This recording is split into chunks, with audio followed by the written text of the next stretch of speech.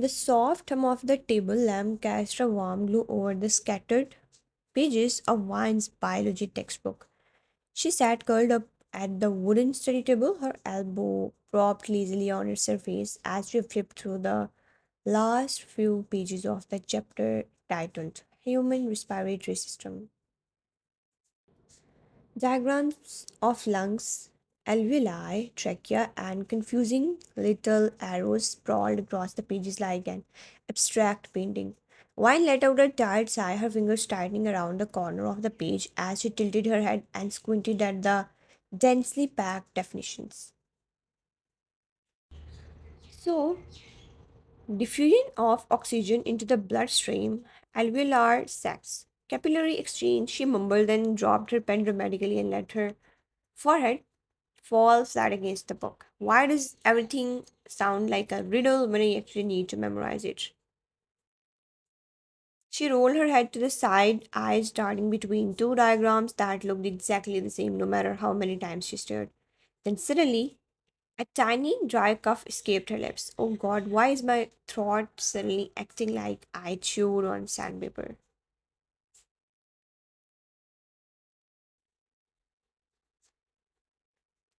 She sat up straight, looking genuinely betrayed by her own body. Her hand instinctively reached for her throat, as if checking if the damage was visible. Did I seriously drink that much Coca Cola? Wait, did I drink 4 cans this week, or was it 5?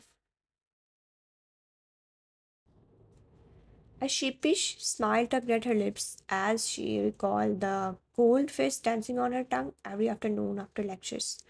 She knew exactly what would happen if he found out. If Jungkook finds out, he's going to murder me, and not even the dramatic, romantic kind, the silent, judgmental, clear kind.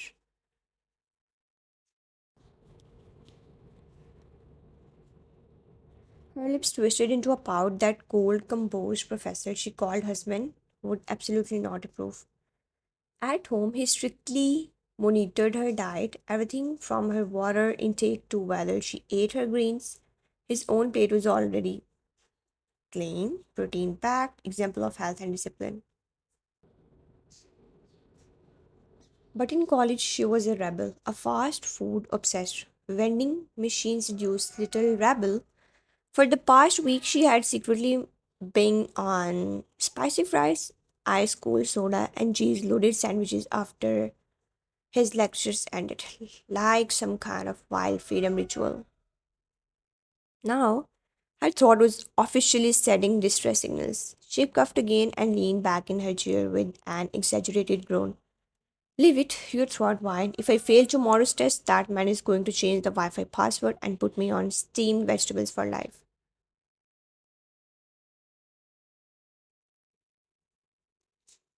She flopped dramatically against the backrest, her pen falling from her fingers like a tragic final act. The exam was tomorrow morning, and here she was coughing, unprepared, and halfway through a junk food regret spiral. The topic for the test, of course, it had to be the very thing currently affected the respiratory system. Ironic. She dragged the book closer again, forcing herself to focus despite the dryness in her throat. Come on, lungs, cooperate. Let's survive this. One more night, one more chapter. Before the grumpy health police, husband, asks for a post exam report.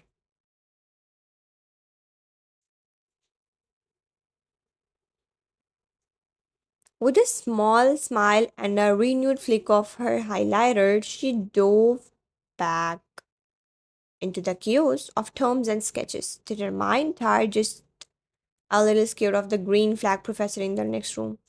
The soft rustle of pages and the faint ticking of the clock were the only sounds left in the dimly lit room.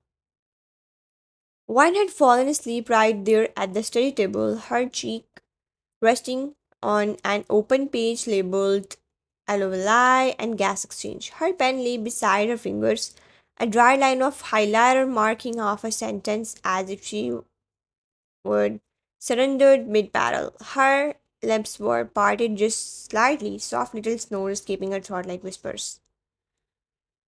The door creaked open. Jungkook stood silently in the doorway, his tall frame outlined by the corridor light behind him.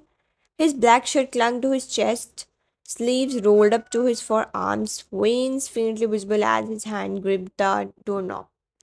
His brows furrowed slightly the moment his eyes landed on her, slouched forward completely exhausted.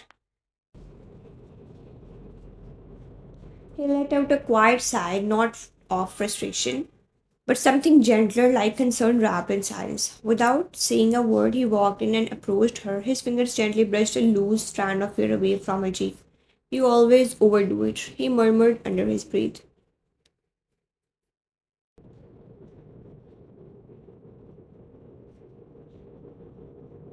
In one effortless motion, he slipped his arms around her small figure and lifted her from the chair. She stirred slightly but didn't wake, her head tucking instinctively into the curve of his neck.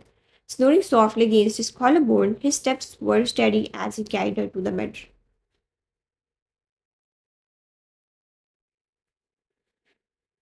With careful precision, he lowered her onto the mattress, pulling the comforter over her like she was something breakable.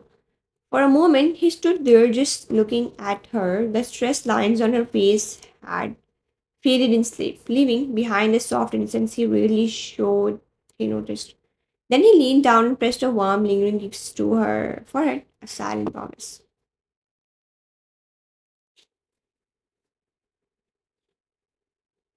He didn't need words for it. Without waking her, he stepped back and quietly left the room, closing the door behind him.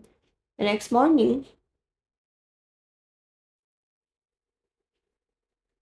the alarm screamed into the calmness of morning, vibrating on the nightstand like a stubborn toddler demanding attention.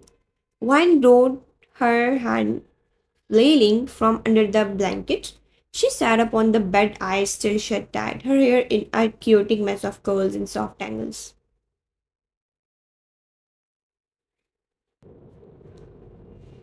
Shut up. She slammed her palm against the alarm clock, silencing it with dramatic force. But the moment she yelled, she winced, a sharp sting flared in her throat like hot needles.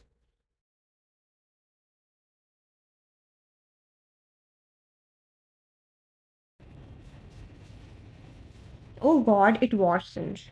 Her voice was raspy and dry, barely coming out at all. She coughed once, instinctively rubbing her throat with her palm. Her body felt heavier than usual. There was a dull ache in her limbs, and a light sweat clung to her skin. She lifted her hand and scratched her scalp lazily, eyes still refusing to open. Everything hurt, and her head felt like it was filled with cotton. Great, of course, this had to happen, as if I wasn't already dying from the test anxiety. She sighed and slowly dragged herself to sit properly on the edge of the bed, legs dangling as she stared blankly at the wall.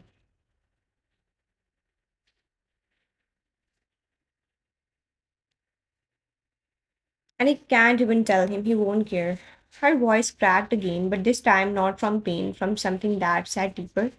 Still, she stood up, stubborn as always. Step by step, she walked to the bathroom, splashed water on her face, and got ready with sluggish movements.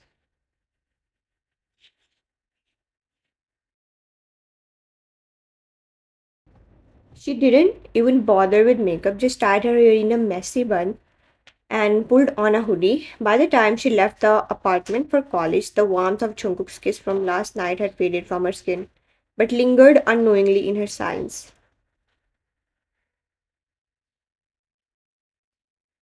The classroom was filled with the low hum of murmurs, the occasional flipping of pages, and the quiet tension that always came right before a major test. One sat at the very last row, her head resting sideways on the wooden table, eyes half lidded and bravely open. Her skin felt clammy, and a dull ache pulsed in her temples with each passing second. The faint chill from the air conditioner brushed against her cheeks, but her body burned from the inside.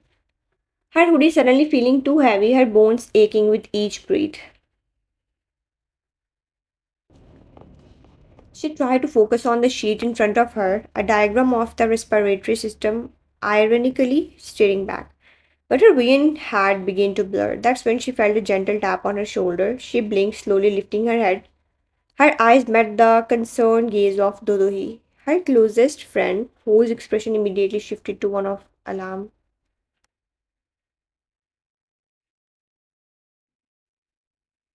A single tear slipped silently down Wine's cheek, uninvited and unnoticed, until it reached her chin. Her eyes were red, her lashes damp. She sat up with visible difficulty, her voice barely a whisper. My throat, it hurts so much, and I think I might have a fever.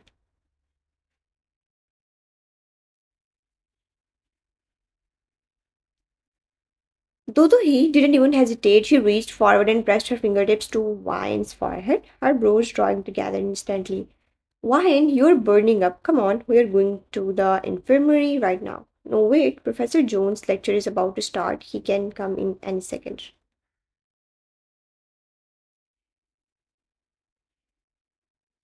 He won't say anything. You need rest, not a test. I can't miss it. I don't want to skip the exam.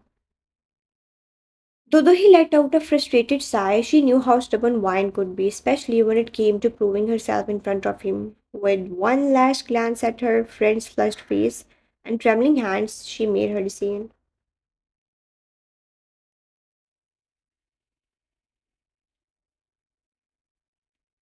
Without another word, she left the classroom and walked briskly toward the faculty corridor. Her pace quickened the moment she saw Professor June Jungkook stepping out of his office, files in hand, looking as composed and unreadable as always. But before he could walk past, Dudhi he raised her voice.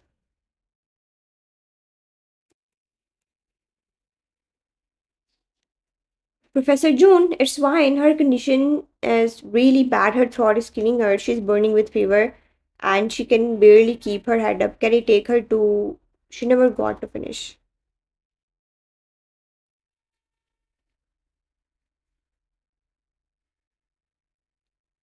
The files slipped slightly in his hands, but Jungkook didn't care. The moment he heard her name, his expression shifted from calm indifference to sharp alarm. Without a word, he turned and ran. His footsteps echoed through the hallway as he pushed open the classroom door.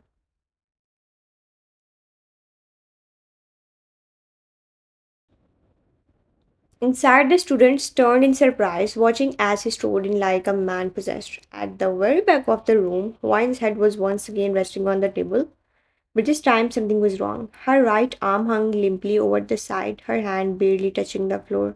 His heart dropped. Wine, he rushed to her side, his voice gentler now, edged with worry. Wine, hey, can you hear me? He tapped her shoulder lightly, but she didn't move. Then his hand reached for her wrist, cold, lifeless.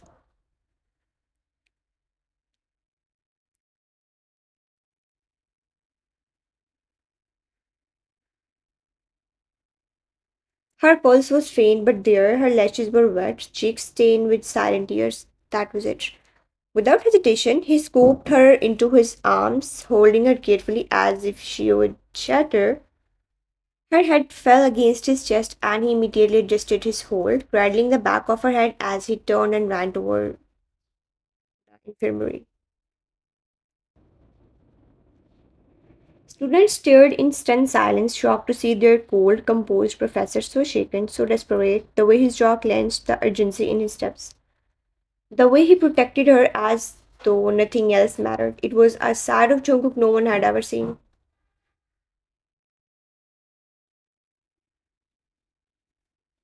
And in his arms, Wine remained unconscious, her breath shaky, her skin burning. The sterile wide of the infirmary was a stark contrast to the chaos that had unfolded just moments ago. Wine lay unconscious on the narrow bed, her breathing uneven, her cheeks flushed a deep red from fever. A thin blanket was tucked over her frame, and the soft beeping of a monitor hummed quietly in the background. Jungkook stood beside her, his arms folded tight across his chest, not out of indifference but because his fists couldn't stop trembling.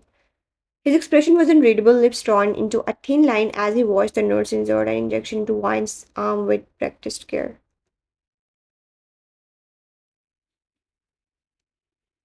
She is severely fatigued, possibly dehydrated, looks like she's been skipping meals.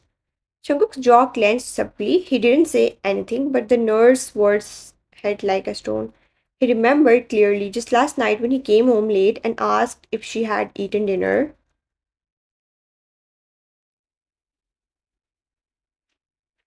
She had simply replied without looking up from her book, I'm studying, I will eat later.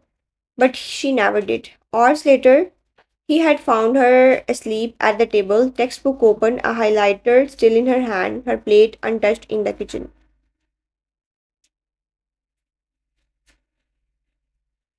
And even this morning, she had only taken two small bites of toast before whispering that she wasn't hungry. He hadn't pushed her then at the scene, now biting at his conscience. The nurse scribbled some medicines onto a prescription pad and handed it to him. Make sure she eats something light but nutritious. Keep her warm and please keep an eye on her stress levels. She's clearly under pressure. He gave a small note, still watching the girl in front of him with that cold mask over his concern. Just then, Dodo he walked in, clutching Wine's backpack.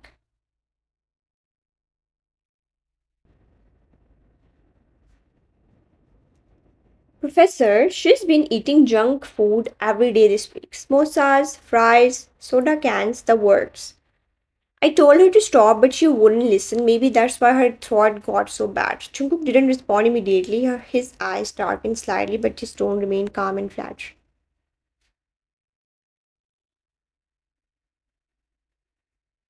Thank you for telling me. Without another word, he helped gather her things and carefully lifted Wine into his arms once again. She was still half asleep, her head gently against his shoulder.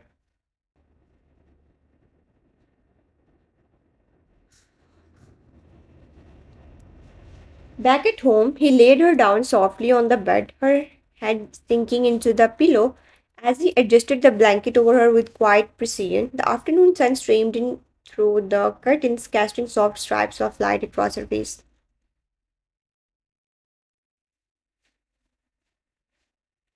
He placed the medicine and a glass of water on the side table and took a seat beside her. Expression unreadable, his thoughts loud but locked behind those cold eyes. And 20 minutes later, she stirred. Wine blinked slowly, eyes squinting against the light.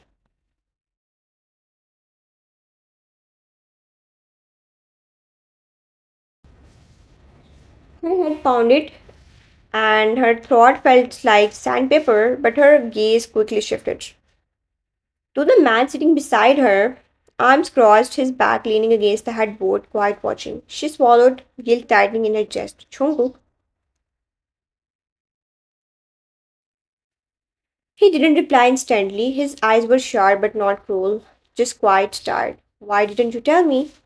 His tone wasn't angry, it wasn't even disappointed. It was still, like a lake before a storm. Wine sat up slowly, wincing. I didn't want to bother you. You already have so much on your plate. I thought I could handle it. By starving herself and collapsing in class, her eyes dropped. She felt small under his gaze. Wait, I'm sorry. I was stressed. I was trying to prepare for the test and I didn't think it would get this bad. There was a long pause.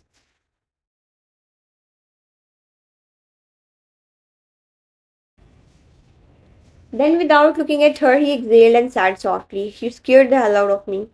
That broke her. Tears welled in her eyes again, but before they could fall, he finally turned to face her properly. His hand reached up and gently flicked her forehead.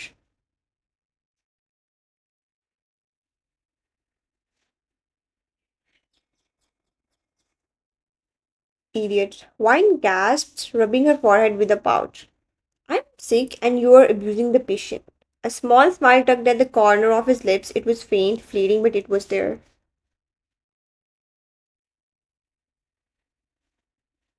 Well, the patient conveniently passed out and escaped her biology test. Impressive strategy. Wine widened her eyes, placing a hand dramatically over her chest. Excuse me, I did prepare, okay, Mr. Professor Husband. Just because I didn't get to take it doesn't mean I wasn't ready.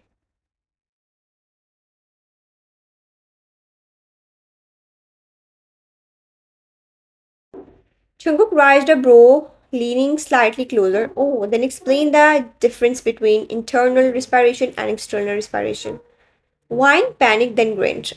Internal is very personal, and external is what I had with that Coca Cola bottle.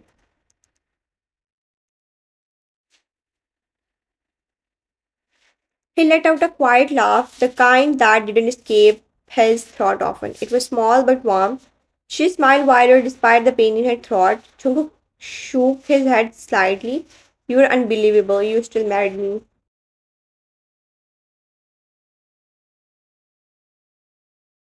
He rolled his eyes but tucked the blanket around her shoulders more snugly. Yeah, and now I have to monitor your diet like a bodyguard. One smiled lazily, eyes beginning to close again. You don't have to, just sit beside me like it's forever, I'll behave. Jungkook didn't answer, but he didn't leave either.